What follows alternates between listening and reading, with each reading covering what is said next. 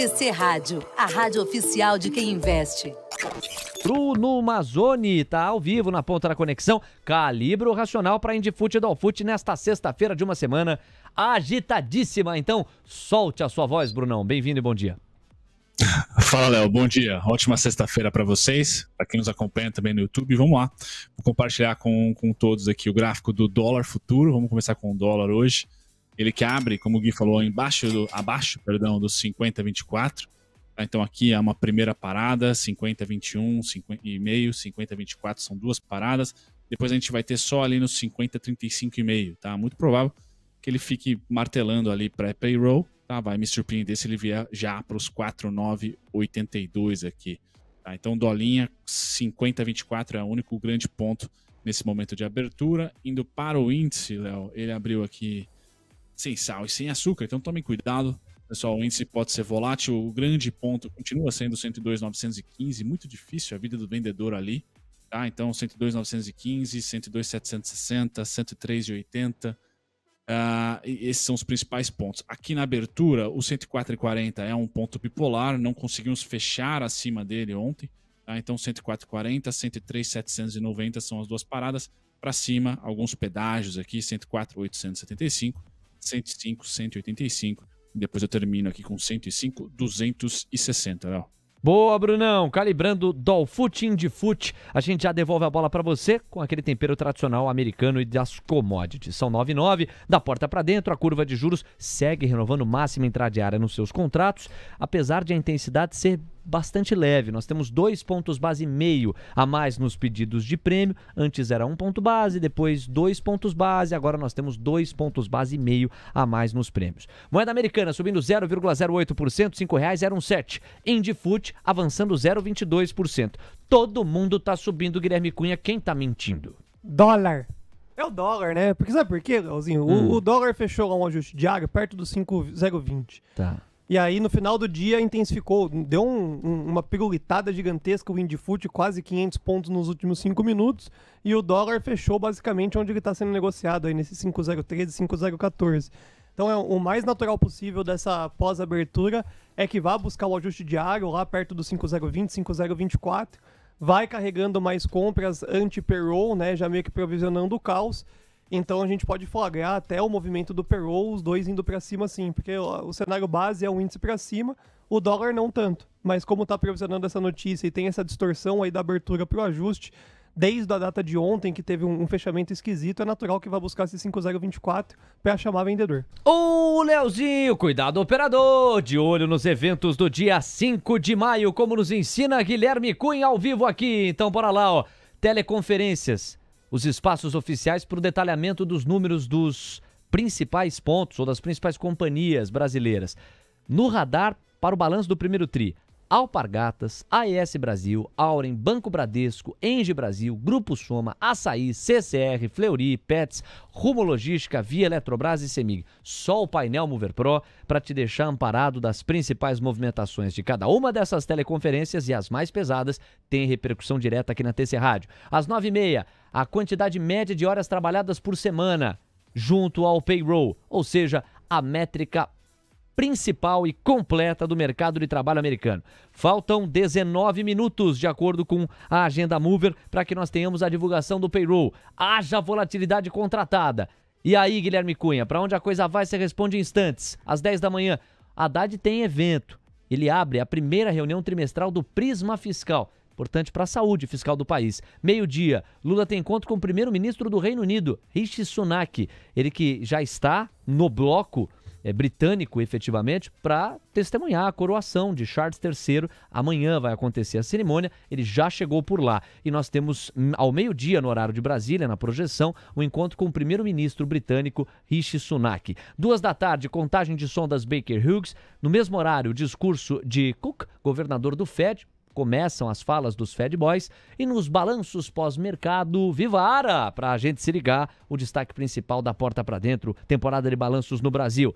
Gui, 9h12, volatilidade esperada em cima dos dados do payroll. Para onde você acha que a coisa vai? O Coleta a gente já ouviu bastante nessa direção. Gigantesco, né? Que nem eu comentei, o meu grande cenário base acaba sendo meio que independente da apresentação, se vier consenso, consenso mais, consenso menos.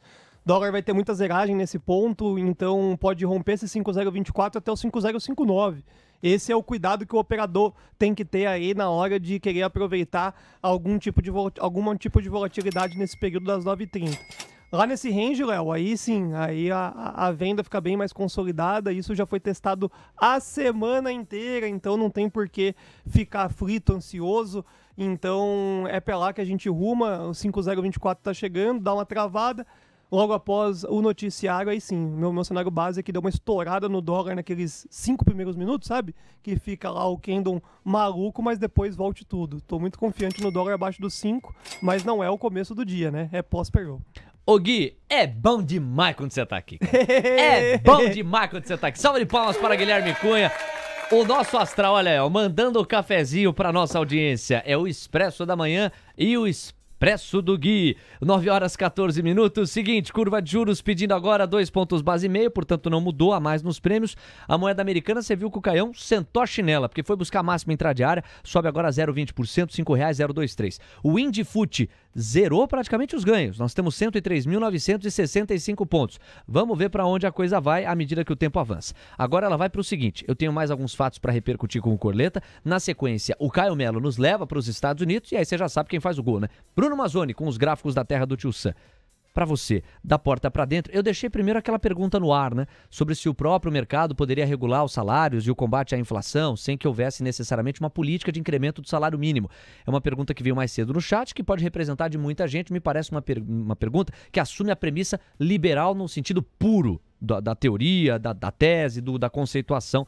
Queria a sua resposta. E aí você organiza para onde vai e em qual ordem vai. O fato é que da porta para dentro, a agenda doméstica é esvaziada de indicadores. Presidente Lula, como eu há pouco destacava, em cima dos nossos eventos, embarcou para Londres, já chegou por lá, vai participar da cerimônia de coroação de Charles III como rei amanhã. Isso para nós, você fala, qual que é a relevância disso? Para os caras, para tudo. Hoje, ele se reúne com o primeiro-ministro do Reino Unido, Rishi Sunak. Na segunda-feira, para você ter uma noção, a Bolsa de Londres não vai funcionar em razão das celebrações reais. A coroação tem um custo estimado de 125 milhões de dólares em barras de ouro, que valem mais que dinheiro, de acordo com a CNBC. Caixinha lá. O montante causa polêmica e um momento em que a economia do Reino Unido permanece em crise e o custo de vida vem aumentando no país. Bom, aos britânicos, o que é dos britânicos? No que diz respeito aos brasileiros, o fato de Lula estar fora do país tende a, se não acalmar, pelo menos tirar a intensidade das movimentações dele por aqui, mas não necessariamente das declarações. Nós já vimos o Lula fora do país trazendo declarações que repercutiram muito aqui dentro. Você fica à vontade para passear por isso também, Corletar? Olha, eu acho que o encontro do Lula com o Rishi Sunak tem aqueles encontros diplomáticos de baixo impacto. Não vejo alguma medida que possa ser tomada e impactar o mercado.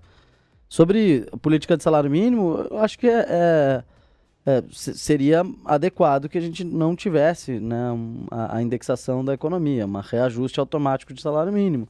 Mas você tem essa herança aqui no Brasil. Nos Estados Unidos, o salário mínimo é $7,25 por hora desde 2009. Tá? Só que o salário médio vem crescendo desde então. Né? Então, assim, você tem lá uma economia que funciona numa base muito mais liberal e funciona muito bem. Agora, se aplicar isso ao Brasil, tem enormes desafios. Então, eu acho que sim, o mercado pode regular o mercado de trabalho, pode regular o patamar de salários, mas numa economia indexada e com o histórico que o Brasil tem, com a condição de país emergente, a tamanha desigualdade que existe aqui, precisa existir algum tipo de regulação sobre o mínimo que as pessoas recebem para exercer uma atividade laboral. Obrigado, Corleta. 9h17. Caio Melo, no oferecimento de Promessa é Dívida. Vamos para os Estados Unidos, pré-mercado americano. Faltam 13 minutos para a divulgação dos dados do payroll. A cobertura especial você encontra aqui no seu Expresso, dentro da TC Rádio. O Caio faz a fotografia parcial e o Bruno Mazzoni calibra graficamente as expectativas. Vem aí o payroll, pois não, Caio? Vamos lá, Léo. Pré-mercado americano nesse momento, todo no verde, viu? O Dow Jones Futuro avançando 0,48%, 33.354 pontos. S&P 500 Futuro avançando 0,66%, 4.102 pontos. Já o Nasdaq Futuro avançando 0,63%, 13.125 pontos. Vamos pagar também o DXY, Léo, DXY, Pois não. Yields. Vamos lá, então. DXY, nesse momento, recuando 0,09% e Yields de 10 anos, os títulos da dívida, que remuneram aqui, em média, o investidor em 3,40%, um avanço de 1 ponto base. Perfeito, Caio, 9h18. Pois não, Bruno Mazzoni, vamos lá, o gol é seu agora, pra gente ir pro aquecimento ou pro esquentar dos tambores e motores dos dados do payroll, Brunão. Vamos lá, vamos começar com o DXY aqui, o DXY, vou começar com o gráfico dele. Então, pessoal, o DXY é o único ativo aqui que está com mais cara de venda do que lateralização, tá? Pré-payroll, ele continua mortinho aqui, tá? Esse é o tipo de movimento que seria ótimo para os emergentes nessa segunda quinzena, ou nessa primeira quinzena de maio, essa queda até os 99 aqui seria espetacular. Acho que minério e petróleo iriam responder bem positivamente se houvesse. Então vamos ficar de olho para esse payroll, é bem importante. Acho que dados fortes do payroll devem ajudar as commodities peronomútil. Então vira no consenso, eu acho que é o melhor dos mundos aí para as commodities. E para o dólar, por hora ele está descansando, curva de juros também, o oposto do dólar, que está com mais cara de lateralização do que tendência de queda. Então, curva de juros não se mexeu a semana inteira. Esse é um gráfico semanal, à espera desse dado. Tá? Então, o Powell não foi responsável aqui por mexer curva de juros. Payroll pode ser.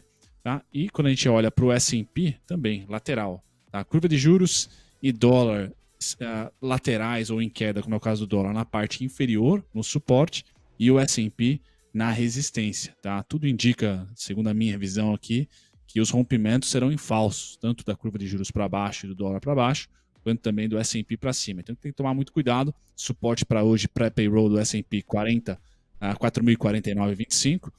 Apocalipse lá nos 3.924, clássico nosso. E na parte de cima, aqui nos 4.223, 4.237,75. São os principais pontos aí que eu tenho para o S&P, estão na telinha. Quando eu pulo para o minério de ferro, commodities agora, pessoal, só um gráfico de sazonalidade para vocês, tá? De 2020 para cá, março, tá? Entre março, abril, março e maio ali, performaram os últimos grandes topos do minério de ferro. Então, sazonalmente falando, né? Minério de ferro tem ali um fim de primeiro trimestre ruim. Ele começa a aquecer as turbinas lá em setembro. Então, Vale, taticamente, pode ter ali uma resposta compradora técnica, por exemplo, mas eu não creio em um ressurgimento do minério de ferro ao longo do ano, só uma estabilização da queda atual, que geralmente faz topo, de novo eu falo aqui, entre maio e março ali, foram os principais topos, sendo setembro e novembro, setembro e outubro os principais fundos, tá? Então tem que esperar um pouquinho da sazonalidade. Agora, o minério de ferro chega no meu ponto de estabilização. Então, taticamente, e até por indicadores macroeconômicos, o minério de ferro tem força, pessoal, para vir até os 113,40, 117,40. Então, no melhor dos mundos, a gente faz fundo aqui entre os 97,40, os 95,50, os 94 e os 88,15, onde está esse verdinho aqui, e rumamos para o vermelho. Esse rumar aqui, a Vale leva a bolsa nas costas. Então, é bem importante o minério de ferro sossegar a queda aqui e também fazer bastante pavio. O Brunão fica contente aqui se ele fazer pavio, porque é o que eu estava projetando a partir lá do 139, que seria o topo do ano, e eu continuo achando que é o topo do ano. Agora baixou para 113,40, 117,40 tonelada. O petróleo, esse é o mais difícil também. Quanto maior a cauda, o pavio que fizer aqui nesse candle aqui, menos eu erro, tá? Pessoal, qual é o meu cenário para o petróleo? Que entre maio, junho e no máximo julho, ele volte a valer aqui 91,43, 88,90, tá? Nesse ponto aqui em cima. É o meu alvo até julho, primeira quinzena. Só que eu falei que o suporte para vocês pararia no VWAP, no 75, no 77, no 76. Veio até o 71. Então eu posso errar o suporte feio, tá? Porque o próximo abaixo do 71 só tá lá no 64. Pessoal, o alvo continua o mesmo, 91,88. Porém, o suporte pode causar aqui bastante stop, né? E mais uma queda aí na sua Prio, até na Petrobras também. Então, bem importante o dia de hoje, tecnicamente. Vamos ver se o payroll movimenta essas tendências, Léo. 9h22, Bruno Mazzoni ao vivo no Melhor Esquenta para os dados do payroll às 9h30. Faltam 8 minutos para isso. Um super abraço, a gente volta a conversar no Mercado à Vista, Brunão. Até lá. Valeu, Léo. Até daqui a pouco. TC Rádio, a rádio oficial de quem investe.